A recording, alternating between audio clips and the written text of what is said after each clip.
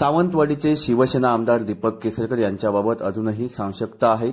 त्यांना शिवसेना पक्षाने नोटीस काढलेली नाही। तसेच केसरकर यांनीही शिवसेना सोडण्याबाबत आपली भूमिका स्पष्ट केली नाही।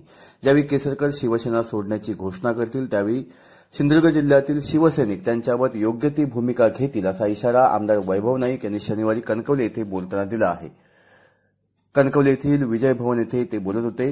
यावेळी नाईक म्हणाले, पुढील 2 दिवसात केसरकर यांची राजकीय भूमिका निश्चित होईल। त्यानंतर आम्ही काय करणार ते दाखवून देऊ। सावंतवाडीसह जिल्ह्यातील सर्व शिवसैनिक आणि शिवसेनेचे सर्व पदाधिकारी उद्धव ठाकरे यांच्या पाठीशी खंबीरपणे उभे आहेत।